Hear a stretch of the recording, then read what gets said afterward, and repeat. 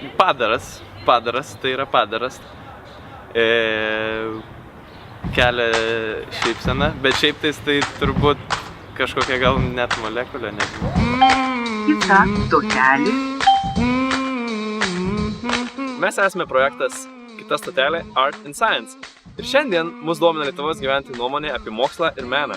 Ir ten reikia kažką kurti, reikia kažkaip galvoti ir kažką daryti. Ar kyla kažkokios idėjos tiek mene, tu jas bandai gyventi, tiek ir mokslą, tokia kažkokia idėja, kažkokia taip hipotezė to galvoja ir tu bandai ją įvykdyti.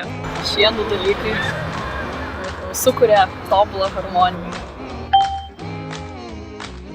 Aš tai čia sakau, aš čia matau kažkokią moterį apsidengusią gobtų. Tokia. O aš matau giltinę, pavyzdžiui. Aš irgi iš pradžių mačiau giltinę, bet po to... Va, giltinė, man tai ta vestinė, čia manęs veidas, o čia tas toks...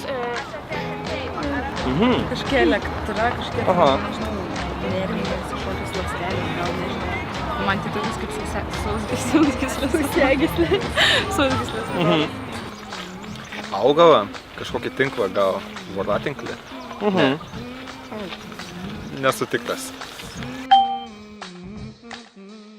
Galbūt, pavyzdžiui, man tai labiau panašu, žinai, kažkokius taip kūno junginius, sausgyslės ir dar kažkas viduje, tiesiog taip vaizduota kitoje, kitaip nuspalvinta gal.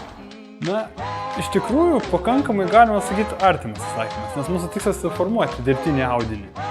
Tai sausgyslė ar kažką, tik tai yra, kremzlė galbūt šiuo atveju, bet tai yra daug mažesnė lygmenyje negu audinys, tai yra jau ląstelinėme lygmenyje. Man pirmoji asociacija, kad tai yra aksomų ir dendritų jungtis. Oho, iš tikrųjų ląstelės, tik ne nervinės, o šiuo atveju chondrocitai tai yra kremzlės ląstelės. Bet ląstelės taip.